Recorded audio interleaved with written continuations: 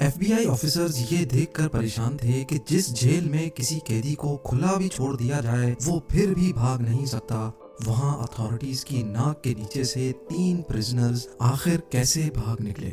सबसे हैरानी की बात तो ये थी कि अगले 10 घंटों तक जेल अथॉरिटीज को कैसे उनके भागने की जरा बराबर भी भनक ना पड़ सकी। न सिर्फ एफबीआई बल्कि यूएस की 3 टॉप लेवल एजेंसीज भी इस केस को सुलझाने में एड़ी चोटी के जोर लगा चुकी थी।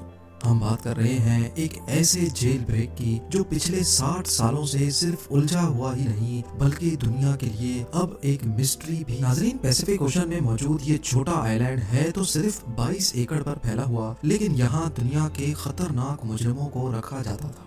अल्कट्राज के नाम से फेमस ये आइलैंड समंदर में ही एक बहुत बड़े पत्थर पर बना हुआ है। इसी वजह से इसको दी रॉक भी कहा जाता है।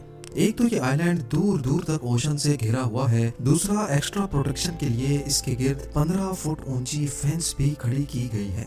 जेल सार्जेंट्स की 24/7 मॉनिटरिंग के साथ साथ, क्योंकि ये पैसिफिक ओशन की ओपनिंग में मौजूद है, तेज हवाएं और ऊंची लहरें इस आइलैंड को हमेशा घेरे रखती हैं।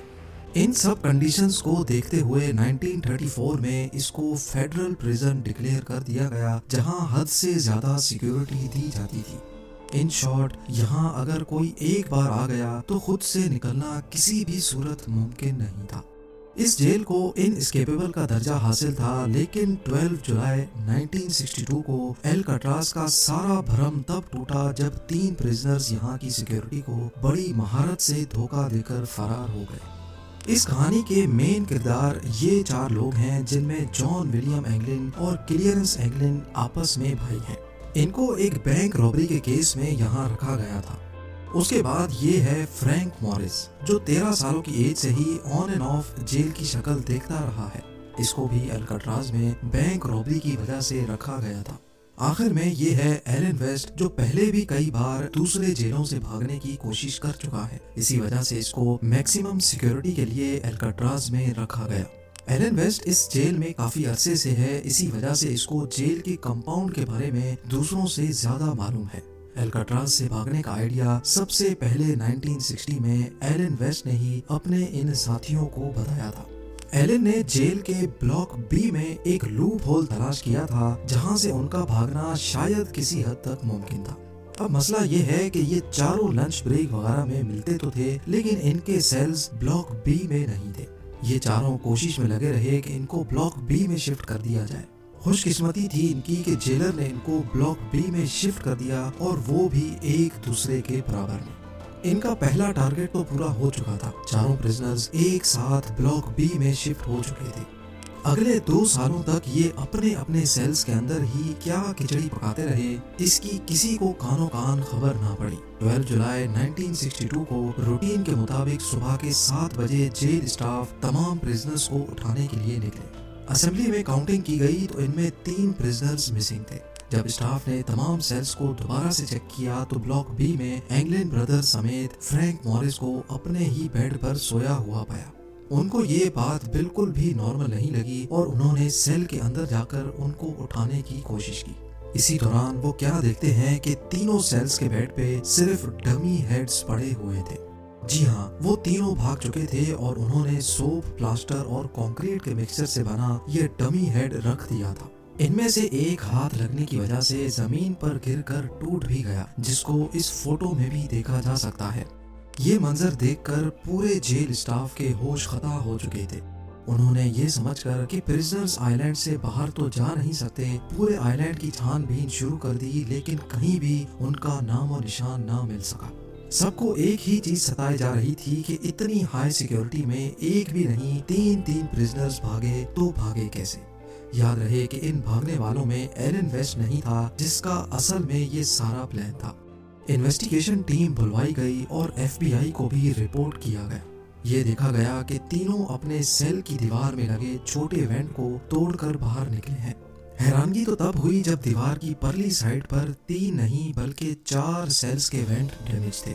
जी हाँ, ये चौथा वेंट एलन वेस्ट के सेल का था, जो किसी वजह से अपने वेंट से बाहर निकलने में नाकाम रहा था। एलन वेस्ट को अब अच्छी तरह मालूम पड़ चुका था कि उसके बचने का कोई चांस नहीं है। लिहाजा उसने इसी बात में अपनी भलाई मानी कि इन्वेस्टिगेटर्स को सारा प्लान बता देना चाहिए। यहीं एलन ने एतराफ किया था कि सारा प्लान असल में उसी का था। उन्होंने ये डमी हेड्स बनाए थे और इसमें लगे बाल उन्होंने जेल के अंदर हेयर कट के दौरान ही चुराए थे। चारों सेल्स की बैक वॉल पे एक छोटा वेंट था जिसकी साइज 5 बाय 9.5 इंच थी। एलन को इन सेल्स का लूप होल मालूम था क्योंकि वो जेल की मेंटेनेंस में भी काम कर चुका था। उसको मालूम था कि इसकी दीवारें सिर्फ 6 इंच मोटी हैं और वेंट के सुराख को आसानी से बड़ा किया जा सकता है। 6 महीनों से चारों प्रिजनर्स मौका ढूंढकर इस वेंट के गिर्द सुराख करते थे। वो किचन से चुराए हुए चमचों की मदद से ये काम करते थे, जबकि आखिर में इन्होंने जेल के वैक्यूम क्लीनर की मोटर से एक ड्रिल मशीन भी बनाई थी। वो इस खुदाई को सीक्रेट रखने के लिए इसके आगे अपने म्यूजिकल इंस्ट्रूमेंट या फिर कोई सामान रख देते थे। ये सारा काम खास तौर पर म्यूजिकल आवर के दौरान किया जाता था, जब जेल ब्लॉक में काफी शोर शराबा होता है। वेंट एक कॉरिडोर में निकलता था जहां कोई सिक्योरिटी नहीं थी। यहाँ से एक ड्रेन पाइप सीधा ब्लॉक की छत पर जाता है जहां वो अक्सर मेंटेनेंस के लिए काम करते थे।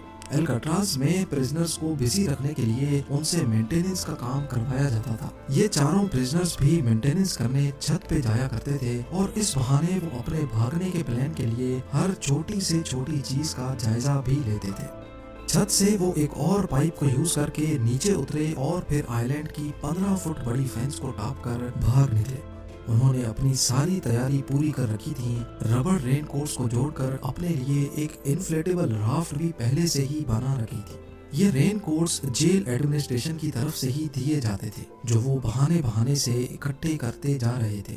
इसके अलावा रेन कोट से ही उन्होंने अपने लिए लाइफ जैकेट की तरह कोई चीज भी बनाई थी, जो कि राफ्ट के काम ना करने पर उनको पानी में डूबने से बचाएगी। पर एफबीआई के लिए असल सवाल अभी तक यही था कि भागने वाले प्रिजनर्स अब कहाँ हैं। उनके चौथे साथी एलन वेस्ट ने बताया कि प्लान के हिसाब से इनको सबसे पहले एल्काट्राज के नॉर्थ में एंजल आइलैंड से गुजरकर मेन लैंड में उतरना था, जहाँ सिक्योरिटी ना होने के बराबर होती है। वहाँ से इनको एक गाड़ी और कुछ कपड़े चुराने थे।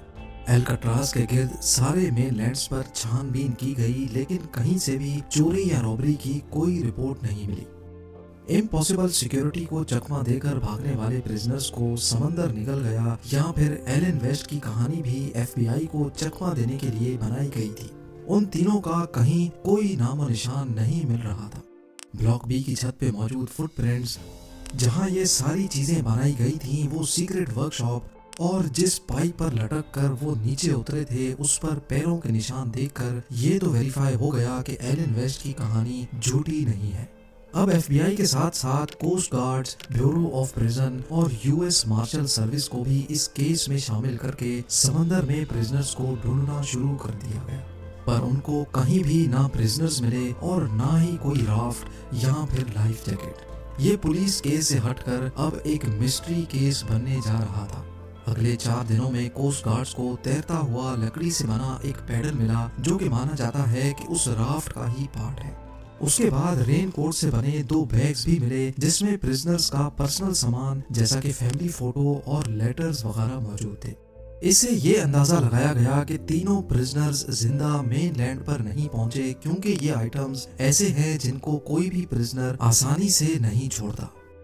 कोई भी डेड बॉडी 2 दिनों के बाद पानी के सरफेस पे फ्लोट करने लगती है, लेकिन अगले कई महीनों तक इन्वेस्टिगेशन टीम को ना कोई बॉडी मिली, ना कोई बॉडी पार्ट। एक थ्योरी ये भी है कि तीनों प्रिजनर्स राफ्ट से नहीं तो स्विम करके मेन लैंड पहुंच गए होंगे, क्योंकि 1962 में एस्केप के बाद एफबीआई ने एंगलिन ब्रदर्स की फैमिली पर कड़ी नजर रखी हुई थी। उनके एक भतीजे डेविड विडनर ने एफबीआई को बताया कि जॉन और क्लेरेंस के बड़े भाई ने मौत के वक्त अपनी बहनों को बताया कि उनके भाई सही सलामत मौजूद हैं और वो उनके साथ कांटेक्ट में है। कई फैमिली मेंबर्स ने एफबीआई को ये भी बताया कि फैमिली में छोटे बड़े दिन पर 2 खवातीन अजीब से मेकअप में देखी गई हैं, जो शायद जॉन और क्लेरेंस ही भेस बदल कर आते हैं, लेकिन इसके बाद वो दोनों खवातीन कभी नजर नहीं आई। इसके अलावा एस्केप के 15 सालों के बाद एंगलिन ब्रदर्स के कजन ने ब्राजील में दोनों भाइयों को एक क्लब में देखा और उनकी फोटो भी कैप्चर कर ली। उनकी फैमिली का भी यही मानना है कि ये एंगलिन ब्रदर्स ही हैं, लेकिन यूएस मार्शल सर्विस के इन्वेस्टिगेटर्स का मानना है कि इस फोटो में जो शख्स दिख रहे हैं इनकी एज एंगलिन ब्रदर्स से मैच नहीं होती। ये आखिरी बार था जब एंगलिन ब्रदर्स के जिंदा होने की कोई खबर मिली थी। इसके बाद आज तक इनका कोई अता पता ना चल सका। एस्केप के अगले ही साल एल्काट्राज को बंद कर दिया गया। 1979 में हिम्मत हार कर FBI ने भी ऑफिशियली इस केस से हाथ उठा लिए। अब सिर्फ यूएस मार्शल सर्विस है जहां ये केस अभी तक खुला हुआ है, और ये तब तक खुला रहेगा जब तक या तो प्रिजनर्स पकड़े नहीं जाते, उनकी डेड बॉडी नहीं मिलती, या फिर उनकी एज 99 नहीं हो जाती। एल्काट्राज आइलैंड को आज एक नेशनल पार्क में बदल दिया गया है, जहां टूरिस्ट ब्लॉक बी की उन्हीं सलाखों को देख सकते हैं जहां 60 साल पहले एंगलिन ब्रदर्स, फ्रैंक मॉरिस और उनके साथी एलन वेस्ट कैद हुआ करते थे। उम्मीद है जेम टीवी की ये वीडियो भी आप लोग भरपूर लाइक और शेयर करेंगे। आप लोगों के प्यार भरे कमेंट्स का बेहद शुक्रिया। मिलते हैं अगली शानदार वीडियो में।